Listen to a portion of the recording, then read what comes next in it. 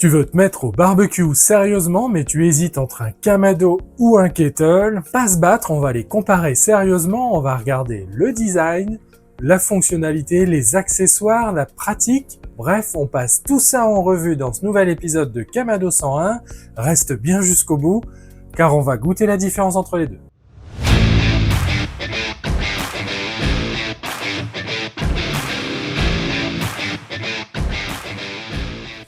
Bienvenue la Smoker Family, je suis ravi de vous retrouver pour ce nouvel épisode de Kamado 101 et vous êtes de plus en plus nombreux à vous abonner et à regarder les épisodes et je tiens vraiment à vous remercier et si c'est pas fait, eh bien abonne-toi, active la petite cloche, ça te permettra de louper aucune vidéo.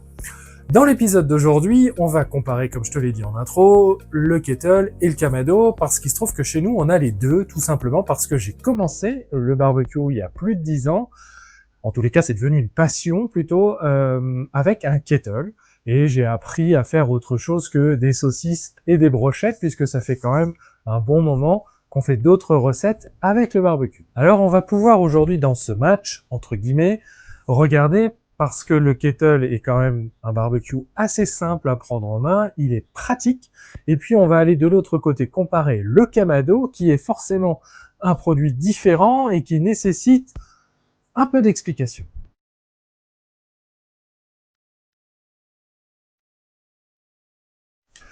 Alors dans cette vidéo, je vais t'aider à comprendre la différence entre les deux produits, on va pouvoir les comparer, et surtout je vais t'aider à choisir celui qui est adapté en fonction de ton usage. Et comme tu le sais, j'aime le concret, donc on terminera, et reste bien jusqu'à la fin, par la cuisson d'un pavé de bœuf, et on verra s'il y a une différence entre le kettle et le Kamado.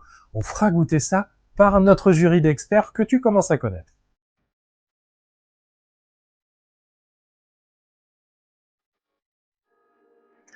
Alors, le kettle, c'est relativement simple, hein. Tu as une cuve en acier, un couvercle en acier.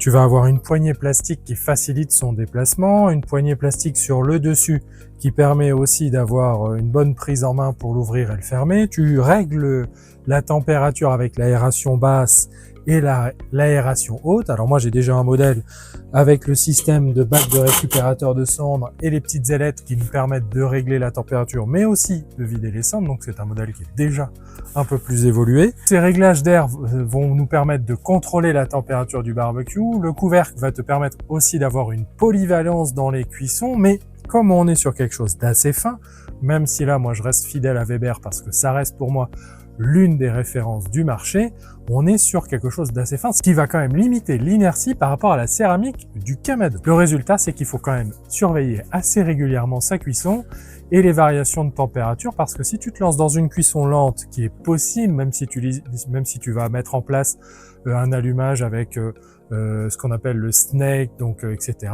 ça nécessite quand même un contrôle beaucoup plus pointu que sur le Kamado. Alors maintenant, le Kamado, c'est un vrai four en céramique, puisque de toute façon, à sa création, ça servait à ça, ça permettait à cuire le riz, puis les Américains l'ont transformé en barbecue, et aujourd'hui, eh bien, on se retrouve quand même avec un produit qui est très polyvalent, et l'un de ses points forts, c'est qu'il garde la chaleur, il garde aussi l'humidité, ce qui peut être pratique pour certaines cuissons, et une fois que tu l'as bien stabilisé, que tu l'as bien réglé, il va rester comme ça pendant des heures, ce qui va te permettre quand même de faire des cuissons longues, des cuissons mijotées, ça c'est un plus. Le Kamado est vraiment l'idéal pour le fumage, les cuissons lentes, les pizzas, c'est un appareil qui est très polyvalent. Et même si les deux appareils ont le même principe de fonctionnement avec de l'aération en bas et de l'aération en haut, et en réglant les deux, ça nous permet d'avoir une stabilisation de la température. Et l'idée dans le kettle ou dans le Kamado, c'est de venir trouver le bon compromis entre les deux pour que tu aies une bonne stabilisation de la température dans ton barbecue. Alors au niveau des caractéristiques du kettle, niveau poids, on est entre 10 et 15 kg, ce qui veut dire qu'avec une main et les roulettes, je peux facilement le déplacer sur l'ensemble de ma terrasse ou de mon jardin.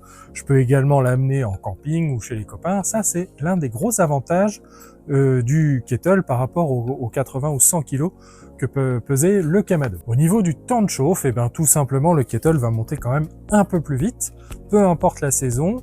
La seule variante que tu peux avoir, c'est le vent et la pluie, bien évidemment, mais le vent peut avoir quand même un impact sur ton temps de chauffe, mais ça monte quand même relativement vite. À la différence du Kamado qui va prendre un peu plus de temps, mais qui va garder la température pendant un bon moment. Côté prix, on va être plutôt...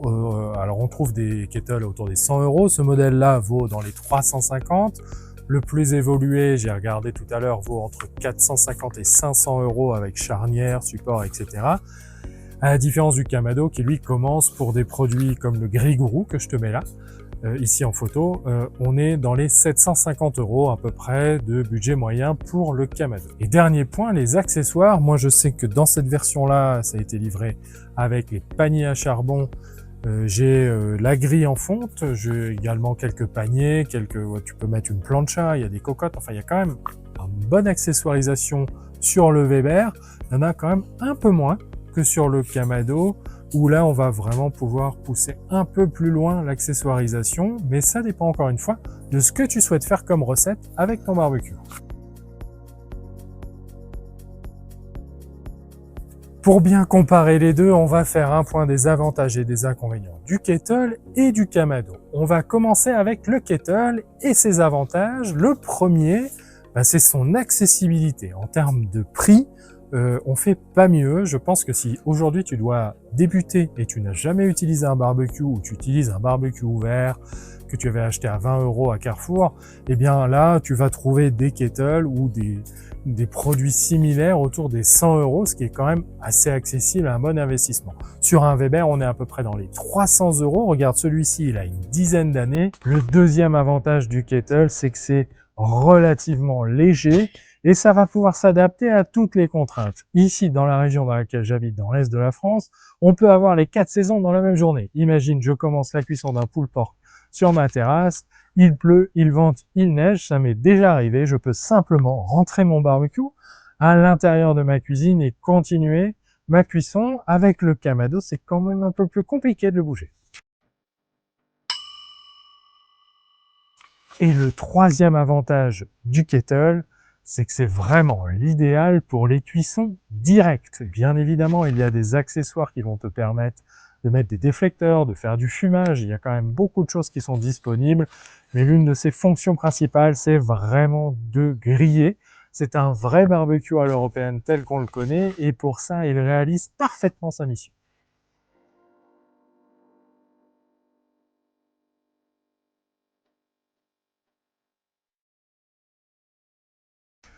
Maintenant, on va passer aux 3 inconvénients du kettle, parce qu'il y en a quand même.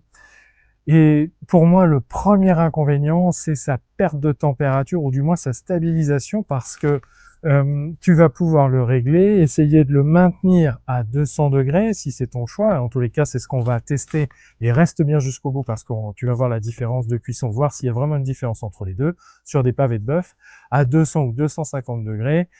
C'est quand même assez difficile de le maintenir toujours à cette température. Le deuxième inconvénient, c'est que c'est quand même moins précis, c'est ce que je te disais juste avant. Si tu cherches plutôt une plage de température, entre 180 et 200, entre 130 et 150, entre 200 et 220 ou 220 et 250, là on va parler plutôt de plage sur le kettle, alors que sur le Kamado, souvent je te donne des températures de cuisson précises, parce qu'une fois qu'elles sont atteintes et qu'elles sont stabilisées, lui, il bouge pas. Et le dernier inconvénient du kettle, pour moi, c'est que c'est quand même assez gourmand en charbon, parce que moi, j'utilise des briquettes, ce qui permet de les réutiliser, mais si tu utilises le charbon, c'est quand même assez difficile d'étouffer ton feu, parce que tu vas en fait quasiment utiliser la quasi-totalité du charbon, même si tu as fait une cuisson très rapide de 10 à 15 minutes. Les 3 avantages du Kamado. Le premier, eh bien tout simplement, c'est qu'il est hyper stable. En fonction du lieu d'installation, même si tu le mets en plein vent, sous la pluie, sous la neige, c'est vraiment le 4x4 du barbecue. Il va pouvoir te permettre de cuire toute l'année. Et moi ici, eh bien je peux passer de 40 degrés dans la cuisine à -5 en hiver. Il y a juste des temps de chauffe et de réglage qui sont un peu différents, mais il va rester très stable une fois que tu auras trouvé les bons réglages. Et je t'invite à aller jeter un œil à l'épisode de Kamado 101 qui est dédié au réglage du Kamado. Lui, sa stabilité, il va la garder. Le deuxième avantage du Kamado, c'est qu'il est très économe en charbon. Effectivement, avec un demi-panier, tu vas cuire pendant quelques heures à 180 degrés, tu pourras tenir facilement au moins 6 heures. C'est l'un des points forts du Kamado. Troisième avantage du Kamado, c'est qu'il est ultra polyvalent. Avec le même appareil, tu peux faire une cuisson très rapide comme une pizza en 2-3 minutes à 350-400 degrés et le lendemain faire un pulled pork pendant 10 heures à 120 degrés. Lui, il va s'adapter, il suffit simplement de bien le régler. Tu pourras également faire du fumage à froid, du fumage à chaud. Bref, tu l'as compris, avec un seul appareil, tu fais normalement toutes les cuissons dont tu as envie.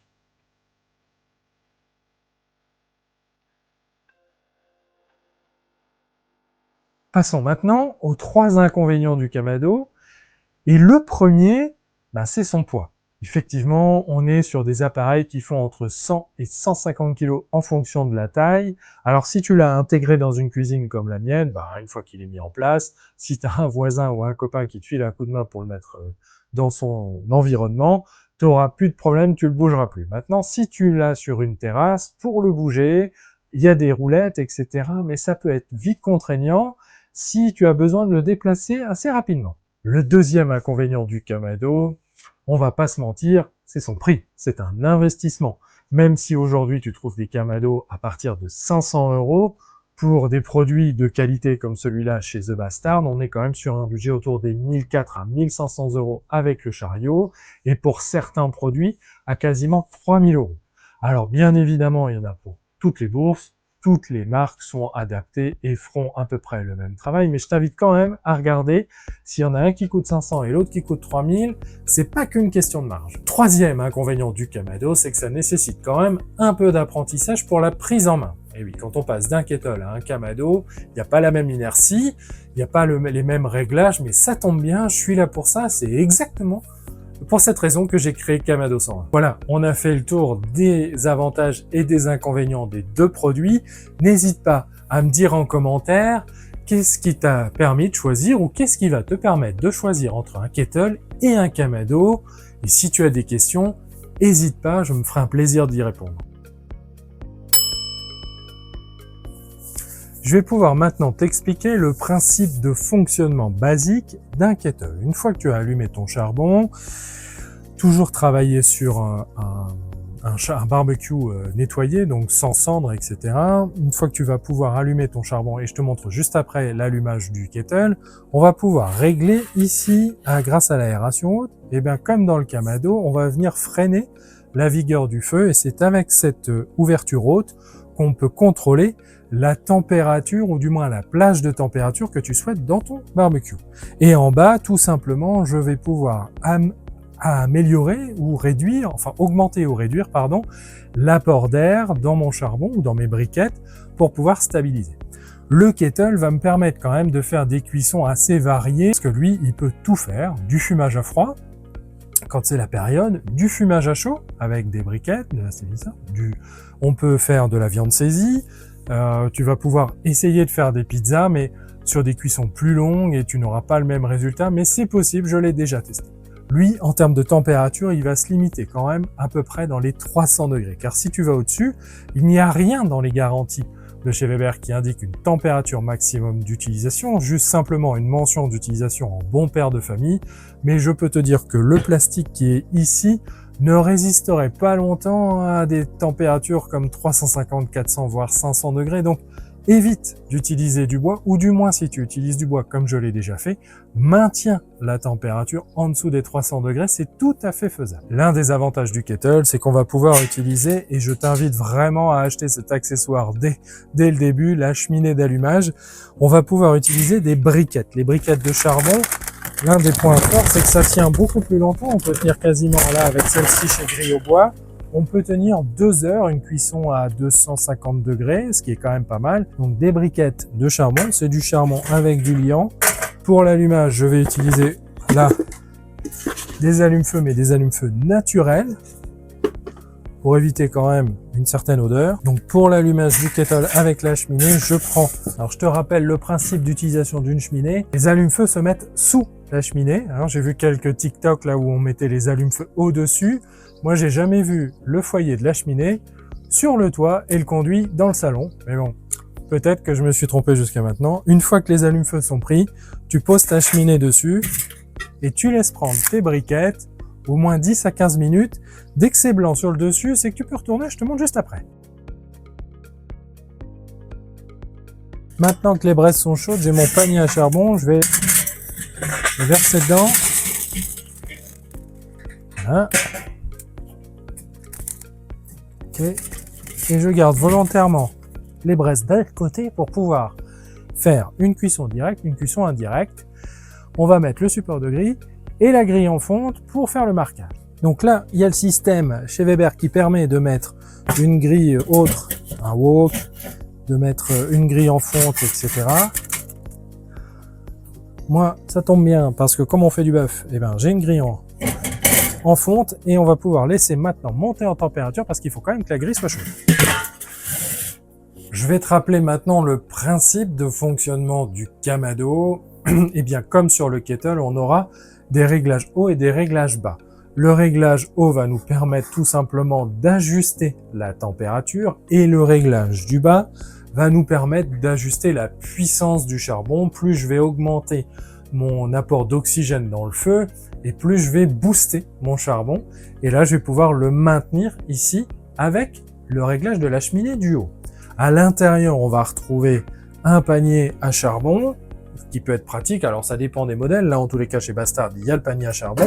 On a une double cuve en céramique à l'intérieur. Je te montre le détail. On a quand même un joint ici qui va garantir l'étanchéité entre le couvercle et c'est ça qui fait. Et la charnière, alors je sais qu'il y a certains modèles de kettle, moi le mien ne l'a pas, mais certains modèles de kettle sont maintenant équipés d'une charnière, mais il n'y a toujours pas ce joint que tu peux rajouter si tu le souhaites, mais en tous les cas, dans le Kamado, c'est obligatoire. Ça vient garantir l'étanchéité entre la cuve et le couvercle. C'est ça qui forme l'œuf.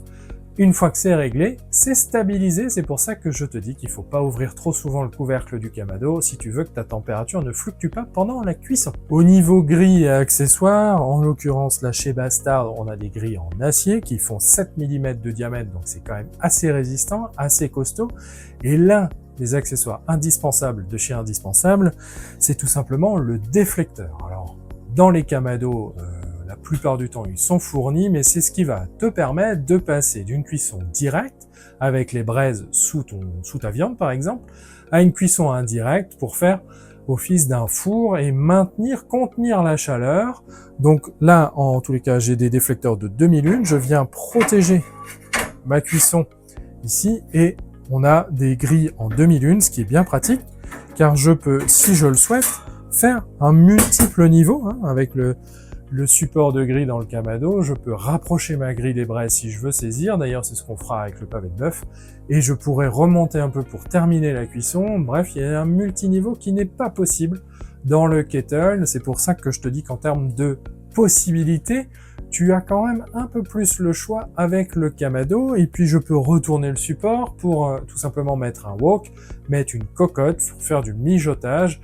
Mais ça, je t'invite à aller voir les accessoires indispensables dans l'épisode dédié de Kamado 101. Je te mets le lien juste ici. Je vais passer maintenant à l'allumage du Kamado. À la différence du kettle où j'ai utilisé la cheminée et des briquettes, dans le Kamado, je vais venir mettre du charbon, du gros morceau, tout simplement pour faciliter la circulation de l'air et pour que j'ai vraiment un allumage qui soit le plus simple possible. Et tu vas voir, c'est basique. Je verse mon charbon à l'intérieur du panier. On a le charbon dans le panier avec comme un petit volcan, tout simplement. Et je vais positionner un allume-feu au milieu. Je l'allume. Je le laisse prendre pendant 10 minutes, et dans 10 minutes, je ferme le couvercle, et on va laisser tranquillement monter en température. Allez, on va passer à la pratique avec les pavés de bœuf. Donc, ils ont sensiblement le même poids, j'en garde un de côté pour Raphaël. Et donc, je vais les préparer de la manière assez simple, puisque l'idée, c'est qu'on puisse comparer le goût, la croûte, le jus, et on fausse pas on fausse pas le résultat avec un rub ou avec de l'huile. Donc je vais simplement mettre un peu de fleur de sel en préparation de la cuisson. Pas de poivre, hein, parce qu'on grille pas, on mettra le poivre après s'il y a besoin. Mais l'idée, c'est vraiment juste de mettre un peu de fleur de sel sur le pavé.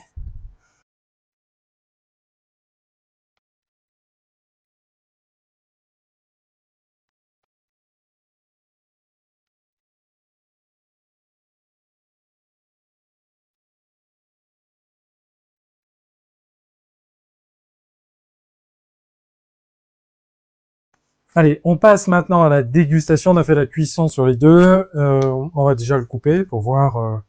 Normalement, ouais, la cuisson, je l'ai fait à l'œil. Moi, je sais lequel est lequel. Bon, alors, on a deux pavés de bœuf, deux experts. Moi, lui, il est déjà en train de goûter. Et l'idée, c'est de voir s'il y a une différence entre les deux. Il y en a un qui est cuit au kamado, l'autre qui est cuit sur le kettle.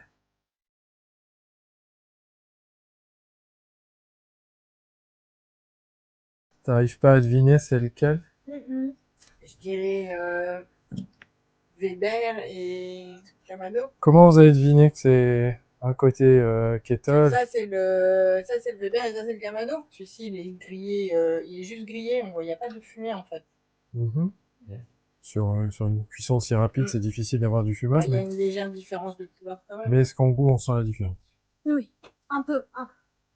Moi je trouve pas tant que ça. Finalement, on a quand même un tout petit peu plus de jus sur la cuisson au niveau du kamado, mais c'est très léger, mais c'est tout simplement parce que on a une cuisson qui est rapide, donc c'est moins prononcé. Mais il y a une petite différence quand même une petite préférence pour le pavé cuit au kamado, mais tu vois que sur des cuissons rapides, franchement, il n'y a pas de débat entre les deux. Tu vois, on arrive à la fin de cet épisode et il n'y a pas de gagnant, car le kettle est vraiment adapté si tu souhaites faire des cuissons, on va dire, relativement simples, mais tu peux faire quand même quelque chose de plus évolué par rapport à un barbecue classique, c'est évident, mais sache qu'il aura quand même quelques contraintes, notamment sur la stabilisation de la température, sur les réglages, ça va être quand même assez sensible au vent, à la pluie. Enfin bref, si tu veux aller plus loin dans ta cuisson, je pense tout simplement qu'il te faudra un kamado. Je te laisse me dire en commentaire ce que tu as choisi, si tu es plutôt la team kettle ou la team kamado. On arrive à la fin de cet épisode. Dis-moi en commentaire si tu es plutôt dans la team kettle ou dans la team kamado. En tous les cas, n'hésite pas à t'abonner, car peu importe la vidéo que je fais, que ce soit de la technique, etc., elles pourront s'adapter aussi bien au kettle qu'au kamado. Donc si tu ne veux louper aucune vidéo, pense aussi à activer la petite cloche. Bref, tu connais le principe des réseaux. On se retrouve la semaine prochaine pour un nouvel épisode de Kamado 101. À très vite, la Smoker Family.